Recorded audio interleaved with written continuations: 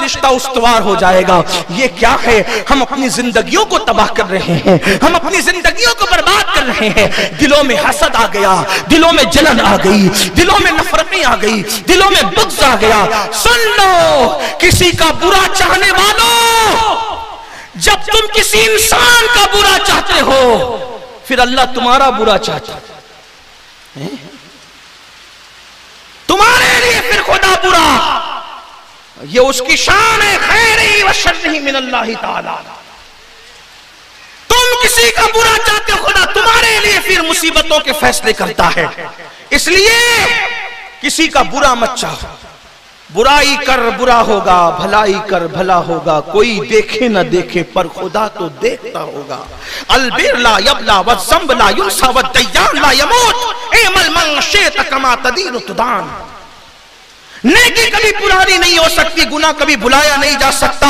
اللہ جو صلہ دینے والا ہے اس کو کبھی موت نہیں آ سکتی، اس لیے تو جو چاہے کر، جو کرے گا ویسے بھرے گا۔ دوسروں کا دل دکھانے والوں، دوسروں سے خوشیاں چھیننے والے۔ آج کل یہ ہو گیا، کسی کا کاروبار اچھا چل رہا ہے، لوگوں کو حسد ہے۔ کسی کی بیٹیوں کو رشتے آ رہے ہیں، لوگ جا کے اکسا رہے ہیں، اس کے یہاں رشتہ نہیں کرنا، اس کے یہاں رشتہ نہیں کرنا۔ یہ شرارتیں مسلمانوں میں، استغفر اللہ۔ تم کسی کی بیٹی کا رشتہ اکساؤ گے، تمہاری بیٹیاں بھی گھر میں بیٹھی رہے گی۔ تم کسی کے بیٹے کا رشتہ اکساؤ گے، تمہارے بیٹے بھی گھر میں۔ یاد رکھنا، اچھی طرح یاد۔ امام حسن سے ہم نے سیکھا، امام حسن نے کہا جس نے مجھے قتل کیا میں اس کو جانتا ہوں، لیکن حسین میرے بھیا تجھے اس لیے نہیں بتاتا کہ تو بدلہ لے گا، میں چاہتا ہوں ہم بدلہ نہ لیں۔ ہم بدلہ لیں گے تو اپنی طاقت کے مطابق لیں گے، اللہ بدلہ لے گا تو اپنی شان کے مطابق۔ تم کسی کا رشتہ اکساؤ گے، اللہ پھر تمہیں ترسائے گا، تمہیں تڑپائے گا۔ وہ بے نیاز ہے، برا کرنے کو دل چاہے گھر میں بیٹھے رہو۔ اس لیے کہ جوانی میں پانی میں آگ لگانا اچھا لگتا ہے، جب قدرت عذاب کی سزا، عذاب کے لیے سزا کا اعلان کر دیتی ہے، جب قدرت سزا دیتی ہے پھر کوئی بچانے والا نہیں۔ قرآن کہتا ہے ان عذاب ربک لواقع ما له من دافع، کہ اللہ کا عذاب، تیرے رب کا عذاب واقع ہو کے رہے گا۔ اور جب وہ فیصلہ کر لے، توجہ کرنا، جب وہ فیصلہ کر لے کوئی بچا نہیں سکتا۔ میں ذمہ داری سے کہتا ہوں، اگر اللہ عذاب دینے کا فیصلہ کر لے تو نبی کو بھی دعا کے لیے روک دیا جاتا ہے۔ آپ کیا سمجھتے؟ آپ سوچتے ہو پیر صاحب بچا لیں گے؟ پیر ہمارے سر آنکھوں پر ہے۔ میں نبی کی بات کر رہا ہوں، نبی کی کرتوت اچھے رکھو۔ جب لوط علیہ السلام کی قوم پہ اللہ نے عذاب نازل کرنے کا فیصلہ کیا، قرآن میں اٹھا کے دیکھیں، خلیل اللہ نے دعا کی اللہ اب ان پہ عذاب نازل نہ کرنا۔ خلیل کائنات نبوت میں میرے نبی کے بعد سب سے بڑا مرتبہ کسی کا ہے تو خلیل اللہ کا ہے۔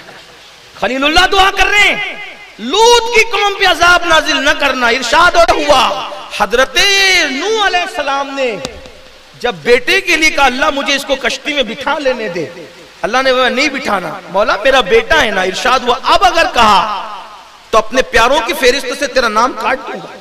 آپ کہاں ہو؟ کرتوت اچھے رکھو۔ میں کوئی سنیت سے نکل کے بات نہیں کر رہا ہوں، قرآن اگر سنیت ہے تو پھر قرآن سے بات ہو رہی ہے۔ آپ کیا سمجھ رہے ہیں؟ دوسروں کے بچوں کے رشتے توڑو گے، دوسروں کے یہاں آگ لگاؤ گے، دوسروں کے یہاں تباہی مچاؤ گے، دوسروں کی خوشیوں کے اندر رنگ میں بھنگ کرو گے، دوسروں کی خوشیاں چھینو گے اور پھر خدا تمہیں خوشیاں دے گا، ایسا نہیں ہو سکتا۔ دوسروں کو کم دینے والوں کو قدرت کبھی خوشیاں نہیں دیتی، دوسروں کو تڑپانے والوں کو قدرت کبھی خوشیاں نہیں دیتی۔ دیکھ لو ابتدائے دن سے لے کر آخری دن تک قابیل نے حابیل کی خوشیاں چھینی، قابیل کہاں خوش رہا؟ کہاں خوش رہا؟ دیکھا یزید نے حسین کی خوشیاں چھیننے کی کوشش کی، چھینی نہیں کہہ سکتا، اس لیے کہ جو جنت کے جوانوں کا سردار ہو اس سے تو کچھ چھینا ہی نہیں جا سکتا۔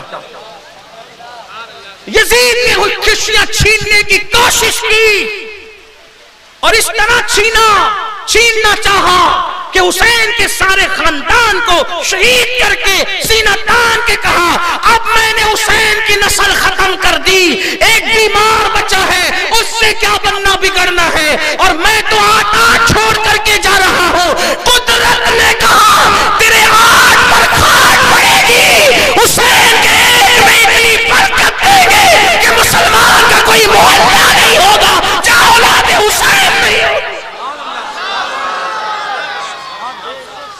نے خوشیاں چھیننے کی کوشش کی، اس کی خوشیاں چھن گئی، حسین کے چراغ آج بھی جل رہے ہیں۔